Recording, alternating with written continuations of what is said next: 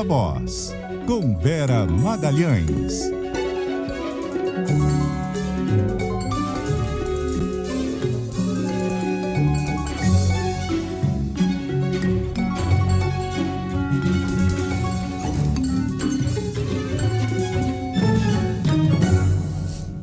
E aí, Vera? Oi, Sardenberg, boa tarde para você e para Cássia, boa tarde para os ouvintes e também para quem assiste o CBN Brasil. Boa tarde, Vera. Vera, as conversas sobre reforma ministerial estão em andamento, mas pelo que eu vejo aqui, você vai nos dizer que ela não vai ser do tamanho que se esperava antes, Vera. Pois é, Sardenberg, o Lula tem um jeito muito peculiar, né, de fazer reforma ministerial, que é anunciar que vai fazer, deixar vazar que vai fazer, sondada aqui, sondada ali, demorar muito para fazer, e aí quando efetivamente faz as trocas, elas ou não são naquela amplitude que se anunciava, ou parecem ser trocas de 6 por meia dúzia. Eu acho que no caso da reforma ministerial que está sendo gestada agora, a gente vai ver esses dois fenômenos acontecerem.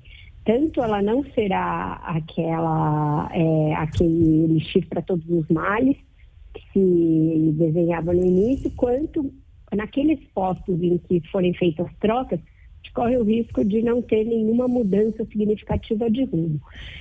Eu vi de um ministro hoje que ele está meio que desistindo daquela ideia que ele tinha de que a reforma ministerial pode ser a chance de rearrumar a política. Então, de fazer com que os partidos que já estão na base passem a entregar mais apoio ao governo e já sejam fidelizados para 2026, ele viu que isso é uma briga meio ilusória, que ele corria o risco de fazer a reforma, dar ainda mais espaço para esses partidos e, no entanto, não obter a garantia de que eles vão estar no palanque com ele em 2026. Portanto, essa parte de trocas políticas vão depender do seguinte: os partidos já têm esse espaço, se eles quiserem trocar de pé, então eles que apresentem nomes e ele vai avaliar. Se a bancada da Câmara, por exemplo, do PSD, que é uma que se queixa de estar subrepresentada, achar que o ministro Carlos Fávaro não a representa, quem é o nome? Esse nome passaria no crivo do governo? Então, ele passou a falar em trocas nos mesmos espaços, desde que os partidos continuem entregando votos para o governo no Congresso. A mesma coisa vale para a União Brasil, para o PP e para o Republicano.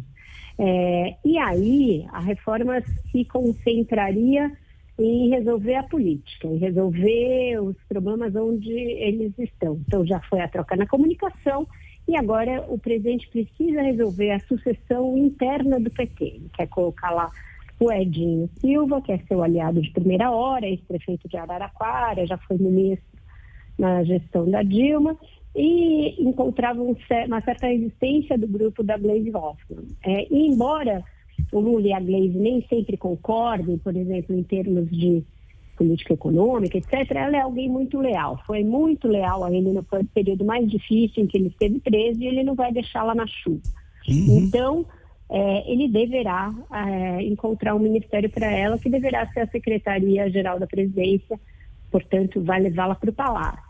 Isso mesmo sob o risco de causar mais conflito interno, mais briga com o Fernando Haddad, de mexer nesse alinhamento bastante precário que existe entre o Haddad e o Rui Costa, mas vai fazer isso por uma questão de lealdade, de fidelidade e de contemplar alguém que foi leal e fiel também a ele no momento difícil. Então é uma reforma que vai ficando pequena, vai ficando restrita aos aliados de sempre, portanto, trocando 6 por meia dúzia, e que não deverá resolver o apoio que ele esperava ter para 2026. Isso vai ficar mais para perto, vai depender de como tiver a economia, vai depender de quem for o nome da direita que for o candidato, de uma série de fatores, Sardenberg.